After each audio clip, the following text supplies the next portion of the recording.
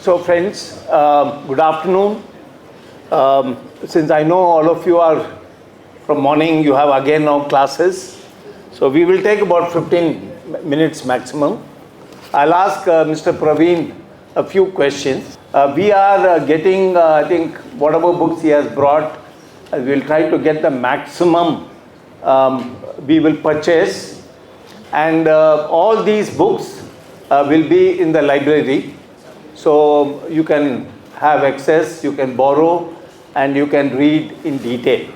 Okay, you already know the gist of the book, but I have some mini questions, but in the short time, I will ask him some of the few questions, okay? Yeah. So it's a privilege on behalf of Badruka and as well as IndiGlobal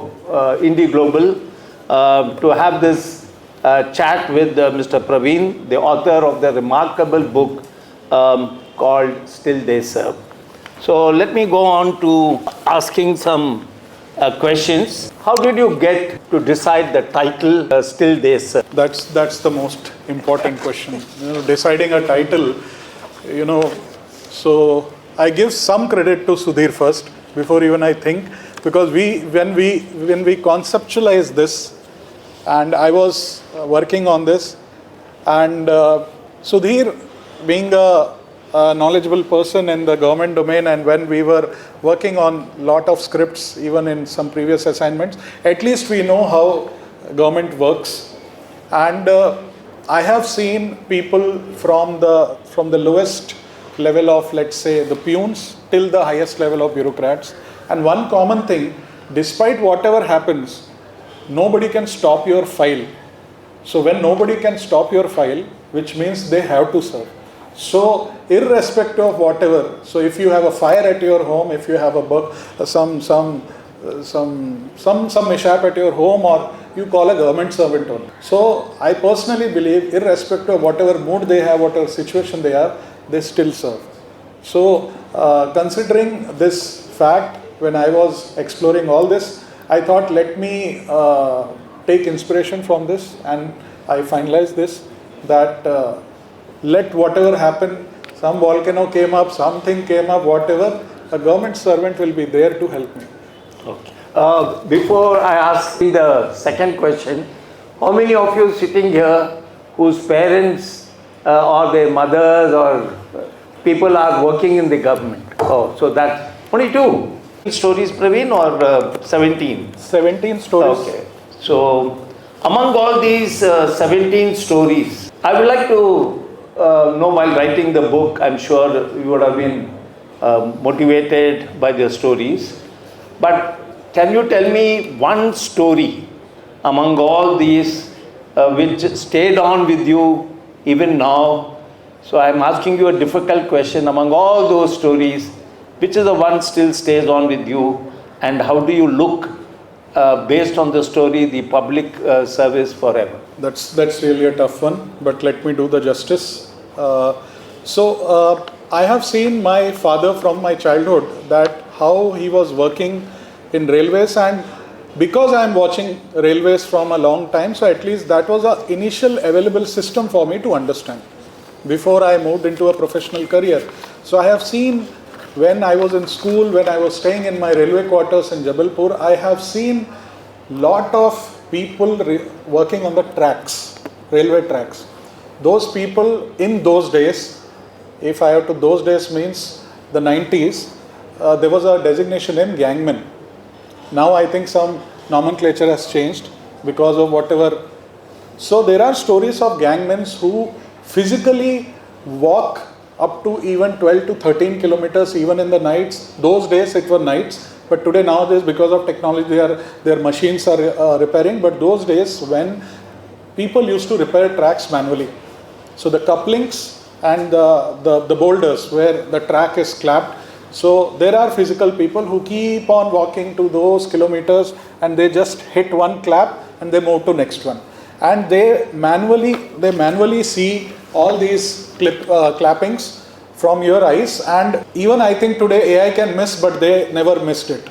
So the most important story which I felt, that those peoples, irrespective of rain, or irrespective of winter, summer, even the threats from wild animals. That was one of the biggest threat always for them, because they are walking 8 to 9 kilometers in the night. Sometimes even if something happens to them in those mid areas, they can't even contact their officers. They have to walk from this station to that station, hitting rods or hitting those clappings.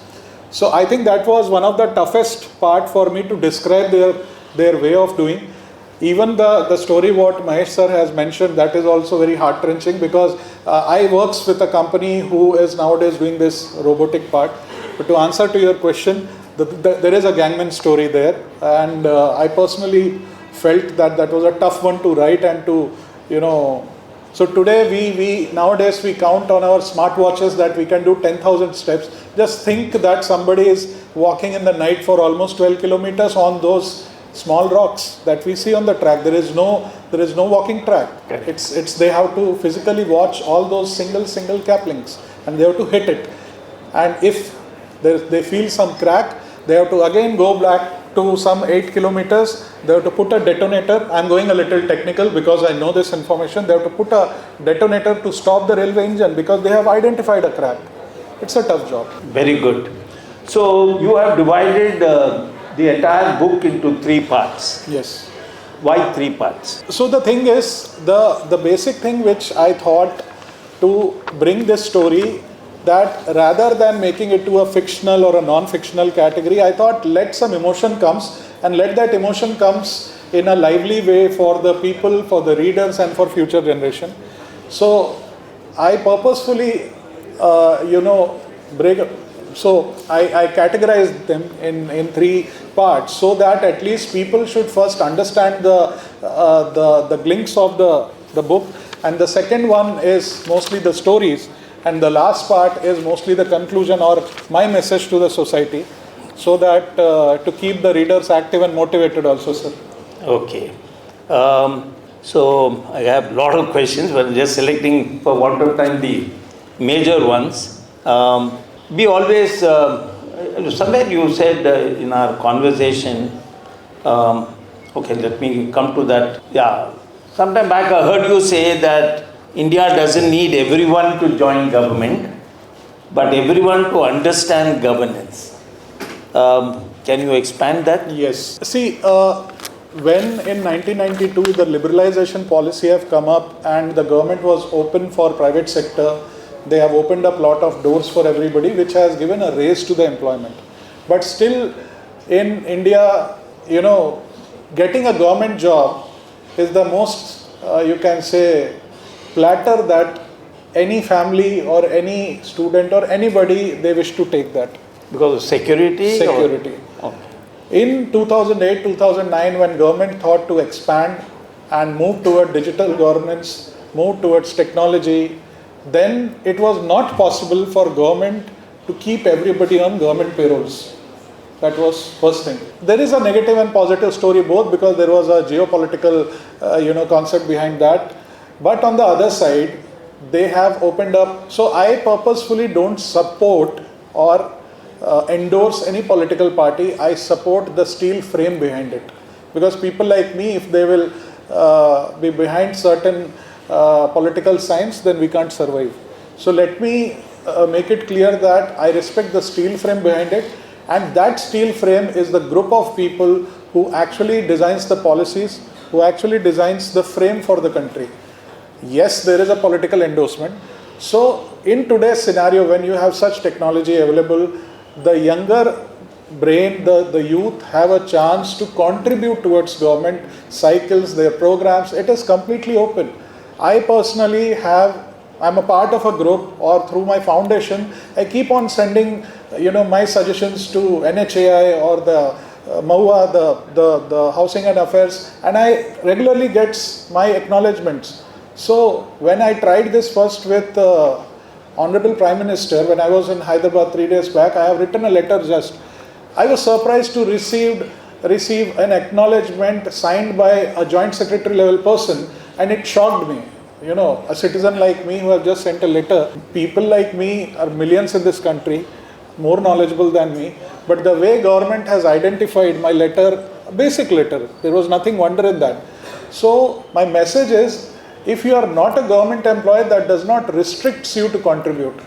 It's your job, it's a citizen's responsibility to keep on updating government, keep on participating in many programs, like lot of Niti Aayog program keeps on coming, where recently started hiring people who have completed public policy programs, and they have opened lot of public forums where you have a full right to tell what can be done better, or the right word is good governance, which I am even doing I am trying my PhD part also. So there is no such mandatory thing that if you are a government employee, then only you can contribute, sir.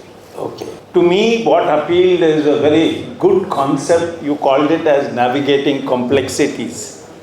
Friends, as government officials, many times we have ethical dilemmas. There is a lot of rules, regulation, process, but somebody pressurizes you to deviate from those.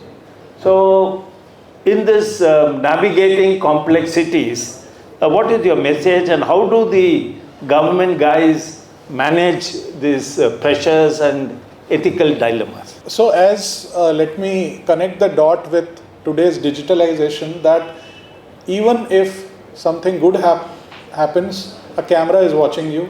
If something bad happens, the camera is watching you. So the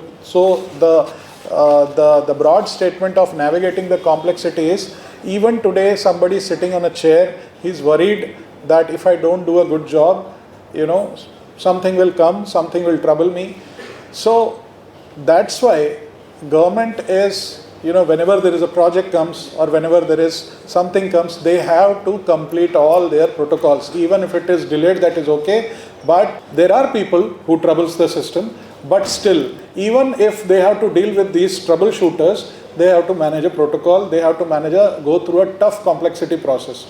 So if people like me who keeps on helping government in preparing the DPRs or the detailed project reports, let it be a road, let it be a flyover, let it be a smart city or anything, they have to follow, they have to sail through all these complexities, creating a file till the execution or till the moment your maybe some inauguration of ORR road.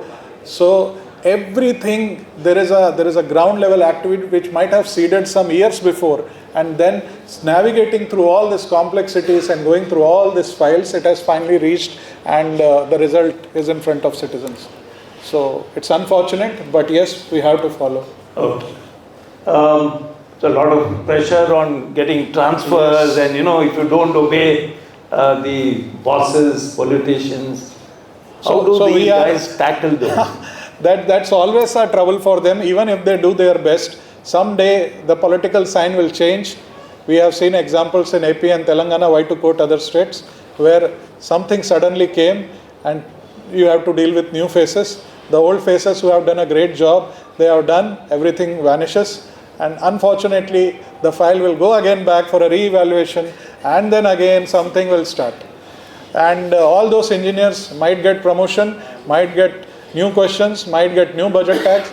So the thing is, being a, again, highly populated country, so we have the people who have, we have more troubling people rather than the people who have good intentions. So the troublemakers are more in India. So whenever something good happens, there are people who troubles, and in such scenarios, all these government officers have to face the heat. They have to scratch their head again, whatever research they have done, let it be. There are some milestone projects what previous government and current government of Telangana has done. Hyderabad has been acknowledged by world's #1 green city. We all know this. And no other city in India have that privilege of that type of acknowledgement what they have got. So just think from that angle, that how much effort these people have done and how much political gains the political parties might have thought for this tag also. So the sad story is, let these faces get changed in every 5 years, but that particular clerk is there from last 21 years. He has to see these faces. Okay. Before I continue, one or two, Sudheer, you would like to ask Praveen? Yeah, you can take this. One question to the author is, since we have students from arts and commerce, how can the students from commerce, arts or management practically contribute to the nation building, and what can inspire them to join and contribute through their internships or many other practical programs? So rather giving you a lengthy part that create a startup, work, technology, my base statement is, if this thing attracts you, so you don't need a structured way of supporting government. There are many windows, many programs where government is funding youth to support. So let it be arts, commerce, science. So Hyderabad is an IT city, high-tech city. We all have that thing in our brain that someday we will open up our own company and we have to serve. So let's forget that. If you really want to serve government and you wish to see yourself as a nation builder in future, initially the current government, the current state government, and even many nodal agencies like your CIIs, like NITI, like MITI, there are a lot of organizations who have opened up the windows for youth to contribute irrespective of your domain. There is no such any foundation that you have to be an engineer or a management guy or a commerce guy. It's open. You have an idea, you have something in your brain that you want to contribute, please send it.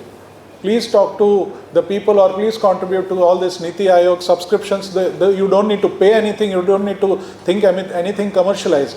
You just send, keep, like recently Maharashtra government, after launching the Mumbai Metro, which was pending from a long time, they have just given an email ID how to decorate the metro stations. And they received, I think, more than 80,000, 90,000 applications, and they have taken all those ideas and they're starting bringing those people who have not even completed 12th to their premises to design the stations. So you are contributing, you are earning. End of the day, the commercial needs are also meeting, and your nation building thought also meeting. Maybe I realized this later, but you have a lot of time, you have a bright future ahead, so at least you can. I just quoted an example, but if you seriously want to get into it, keep a tap whatever Niti and Mighty are doing, because they are every year, every 6 months they are opening up. So 2 more questions, but before I ask the last 2 questions, our expert in public policy, do you have any questions? Yeah. Firstly, congratulations to you, Praveen Rao, and really appreciate Sudhirji and Abhirama sir for putting this together. I would like to make a thank you note to Bhagwat sir, I wish he was here. His designation reads as Director General of Police Law and Order. So I would like to convey this message to our students that we all acknowledge the fact that law and order has direct correlation with development. Okay. So as a citizen of India and a citizen of Telangana now being at the top of the reckoning in terms of highest per capita income. So we all should acknowledge and thank the human service being rendered by the police department in Telangana on the development trajectory.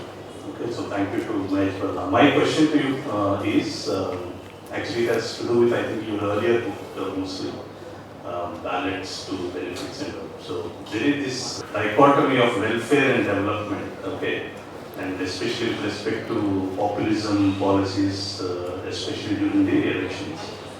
So how do you, or your suggestions or your take on the need to reconcile or strike a balance between the need for welfare policies and how to ensure fiscal prudence? Okay, because as we all know, competitive populism leads to pauperization. So how do we strike a balance between meeting the development and the welfare needs at the same time, but without bringing in bankruptcy by the governments? Thank you. So welfare and DVDs. The freebies culture, Freebies, you can say. yeah. So thank you, sir. And it's really so the book itself was a little controversial when I started working on it, because I was seeing a lot of backslashes. Because in 2016, when the initial idea was to plan a PhD, unfortunately nobody gave me an admission. I was hunting here and there at that time. So I have that book, that research I made actually, that at least if I will work in this direction, someday some university will give me an admission. But later when somehow, whatever administrative reason, I could not get it. So I thought, I have worked on the script, let me convert it into a book. So then this specific topic the basic glimpse that we need to understand, welfare policies versus the on-ground implementations, what is happening, there is a lot of involvement by political parties. Okay. The good part of the story is, why we create policies or such type of welfare schemes to uplift the people who are not meeting their daily needs. So we are coming up with those programs. The government of India or Telangana or any state government, they are bringing these programs to uplift the people so that their basic needs, like roti, kapda, makan, that's the right statement, at least the basic needs should meet. But what was happening in many states, where even our state was also a part of that in the initial days, that these schemes were actually made to motivate the people towards their political visions rather than meeting the states. Without naming the state, I will tell you that the milk which was coming for the poor people, they were distributing the same milk to the larger dairies. There are many incidents with proofs also. There were people who were buying the rice, the wheat, the dal at a very 1 rupee or 2 rupee type rates, the best quality rice. That was getting routed by some of the aggregators to their godowns. And this created a nationwide problem, and almost 17 IS officers have written to RBI and Honorable Prime Minister at that time that under tremendous pressure, the original intent is missing. Where RBI has issued a statement in a very restrictive and harsh manner that policies can't be linked with your electoral scenarios. If a policy is made, then let's adhere to that and let's serve the people. But unfortunately, as we have some people sitting on some various state governments, some political parties who have not taken this suggestion from RBI seriously, and they have created this mess. Some states, like one from north, 3 from south, 1 from middle, where all this goof up has happened, and unfortunately the original intent of serving the poor was completely vanished. Okay, that is. But now the good part, as I always search good part and answering your question, after this RBI circular, now many states have came up with certain policies where the political intervention has gone out, including Telangana, which has initially started some beautiful schemes. A very good scheme by Shri actually was born here. Later it moved to PMJY, but the original concept of providing healthcare to the poor people, that was a brainchild of the United AP.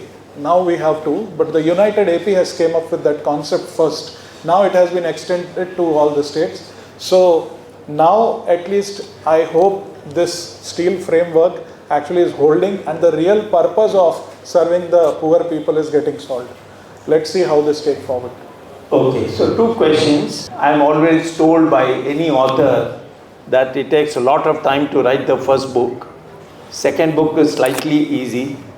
So is that theory holds true, and what is your third book? So yes, I admit this, that the first book is always tough, and you are always in that threat that something may not click, or maybe the message you are actually trying to convey to the readers or the expectations may not met. So yes, let me admit that writing the first book is always challenging. Still sometimes when somebody picks up some mistake, I am still feeling okay, maybe something good.